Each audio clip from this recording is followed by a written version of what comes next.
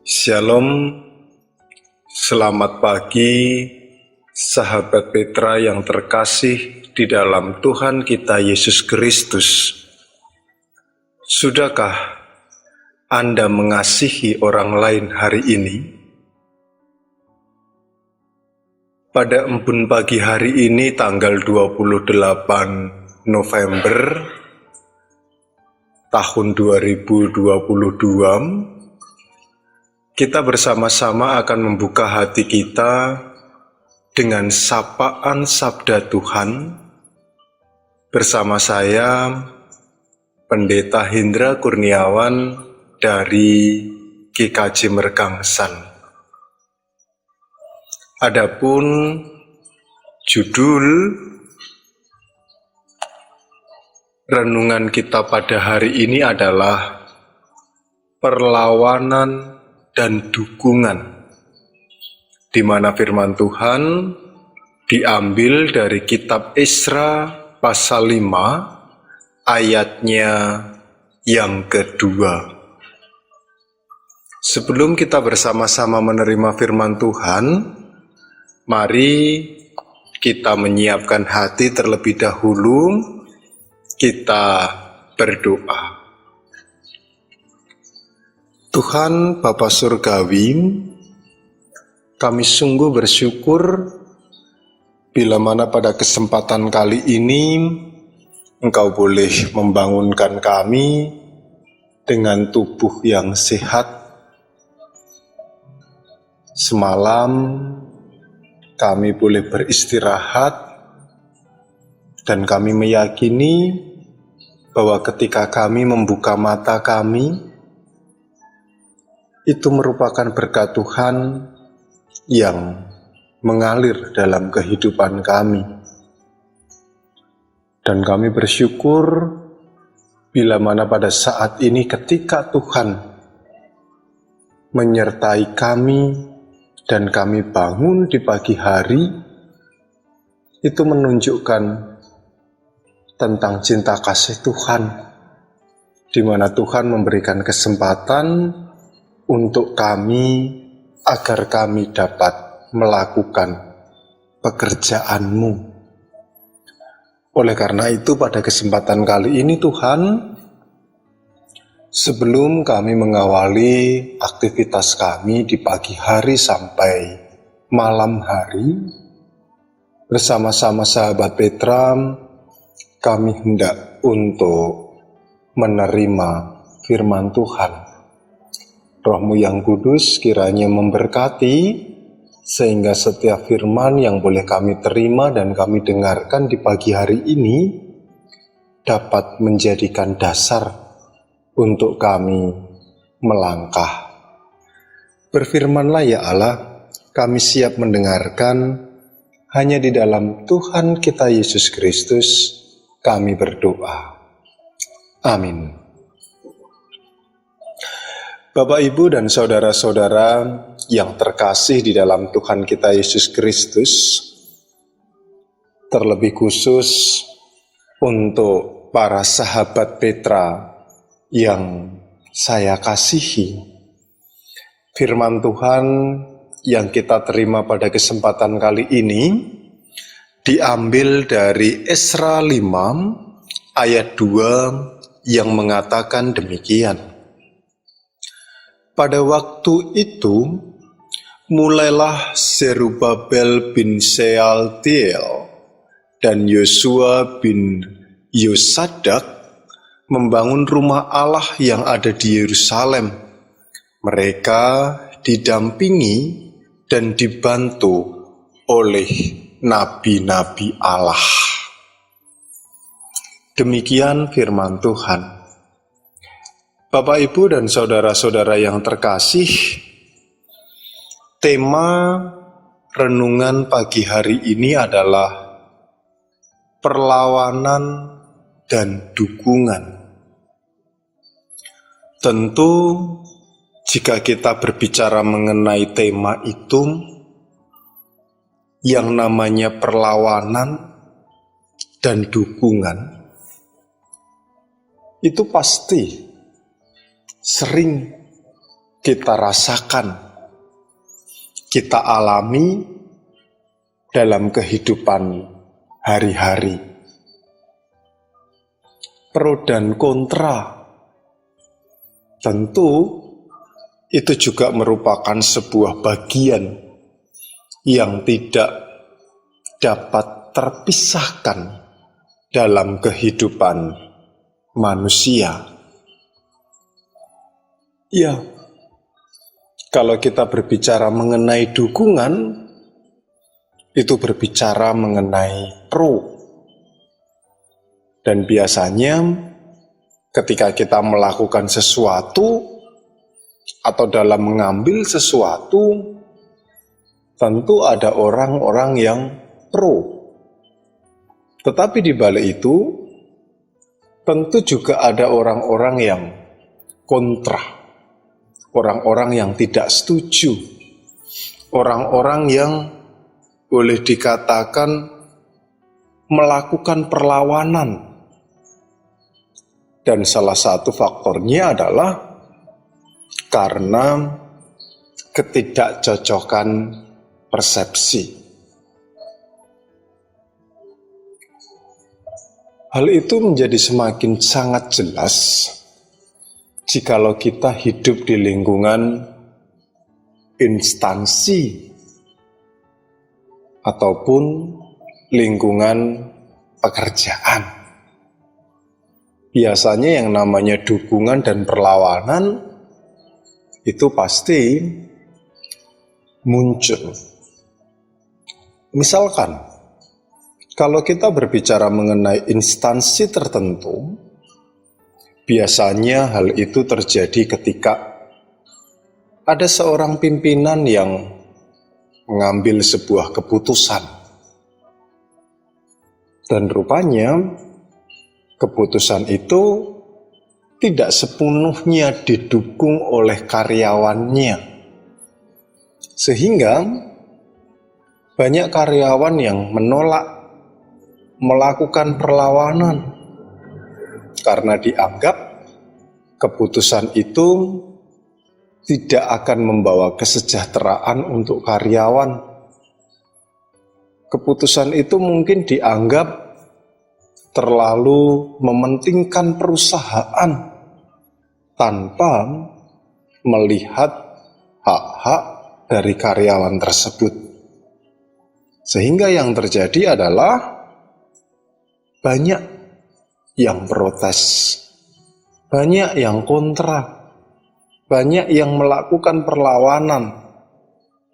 Dan jikalau itu tidak bisa diantisipasi, maka perpecahan itu akan terjadi. Tetapi biasanya juga keputusan itu tidak semuanya, semua kontra. Mungkin ada juga yang setuju sependapat, karena mungkin dianggap keputusan itu sudah baik dan tepat. Bagi orang-orang yang setuju dan sependapat, tentu hal itu tidak akan membuat sebuah pergumulan berkelanjutan, karena memang keputusan itu sudah dianggap sebagai suatu keputusan yang baik.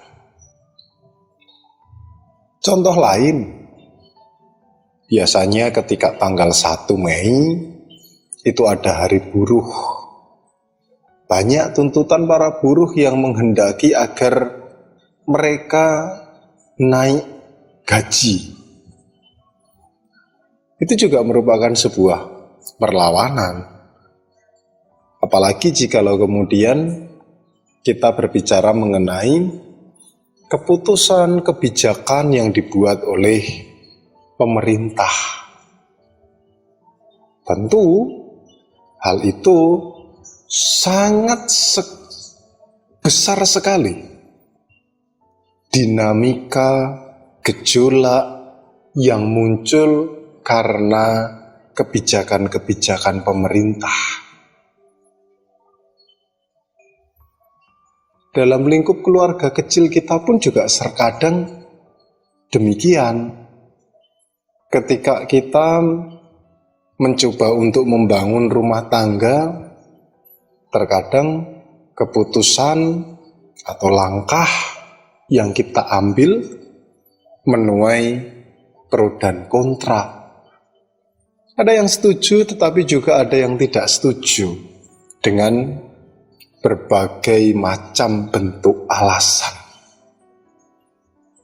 Dan rupanya hal itu juga terjadi dalam konteks gereja. Gereja pun juga terkadang juga mengalami hal seperti itu.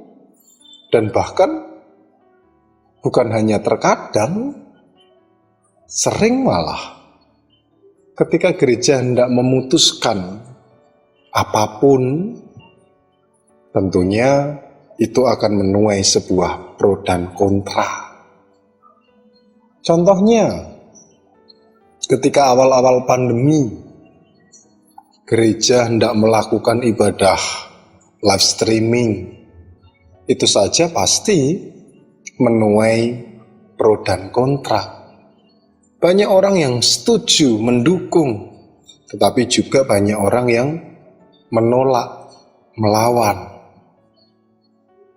Karena memang hakikatnya kehidupan manusia itu senantiasa diwarnai dengan yang namanya pro dan kontra. Tetapi bagi saya pribadi, pro dan kontra, meskipun hal itu terus ada dalam kehidupan manusia, bagi saya pro dan kontra itu malah justru akan membuat seseorang itu semakin belajar. Seseorang itu akan lebih dewasa. Karena dengan adanya pro dan kontra, seseorang akan dapat mengevaluasi setiap keputusan-keputusan yang diambil bagi yang mau belajar. Tetapi bagi yang tidak mau belajar, ya mungkin itu tetap akan menjadi sebuah penghalang. Tapi bagaimanapun juga bagi saya pribadi yang namanya pro dan kontra, tentu itu merupakan bagian dalam kehidupan manusia di mana seseorang kemudian bisa bertumbuh menjadi pribadi yang dewasa. Bukan hanya itu saja, terkadang dalam kehidupan kita pun ketika kita hendak mengambil keputusan secara pribadi saja kita masih menimbang-nimbang. Setuju enggak? Baik enggak? Kalau saya melakukan ini kira-kira dampaknya apa? Kalau saya melakukan itu kira-kira akibatnya apa? Dan itu adalah bagian dari proses kehidupan manusia yang akan mendewasakan orang itu. Jikalau tidak ada pro dan kontra, maka seseorang tidak akan pernah belajar untuk menjadi lebih baik, lebih dewasa, atau bahkan lebih bijaksana. Nah, rupanya sahabat Petra yang terkasih di dalam Tuhan, yang namanya perlawanan dan dukungan, pro dan kontra, itu juga sudah muncul ketika zamannya Ezra. Pada saat itu, banyak orang-orang Yahudi yang hendak membangun kembali rumah Allah, sinagoge atau bait suci. Ada seseorang yang mendukung untuk kembali dibangun rumah Allah tersebut. Tetapi juga ada orang yang menolak. Orang yang mengizinkan rumah Allah itu dibangun, yakni Raja Dairus. Ia sudah mengeluarkan surat perintah sehingga rumah Allah itu boleh untuk dibangun kembali.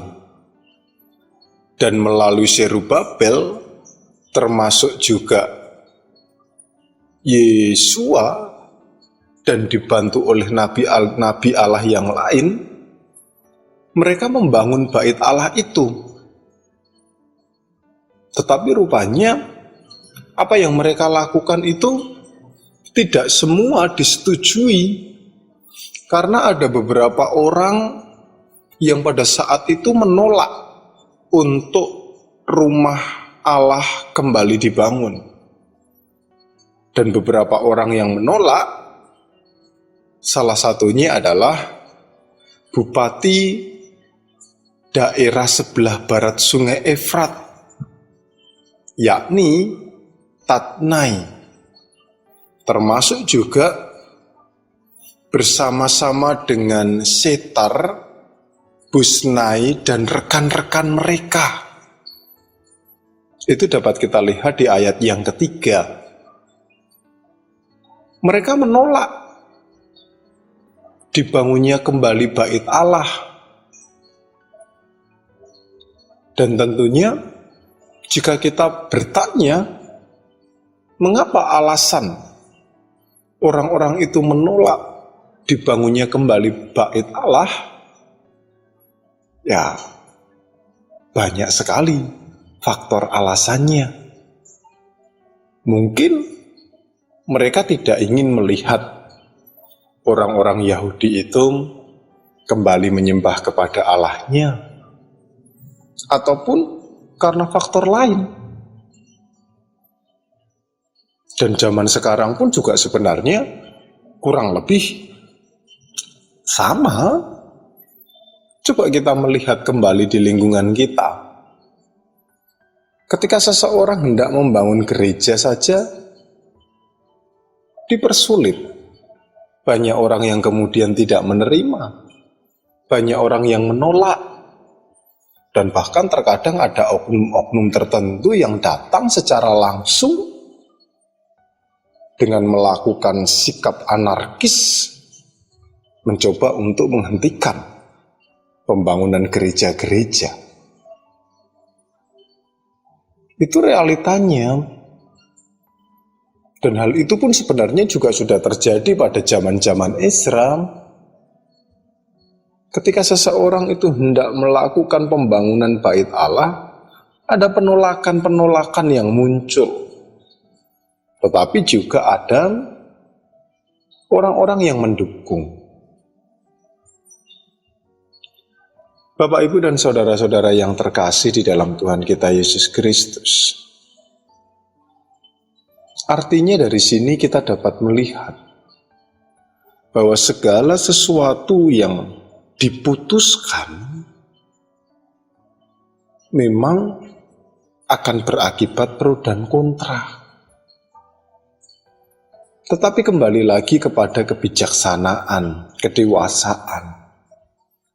Bagi seseorang yang sudah memutuskan, tentu mempunyai dasar yang kuat, alasan yang kuat, alasan yang matang, sehingga ia dapat mempertahankan keputusan itu.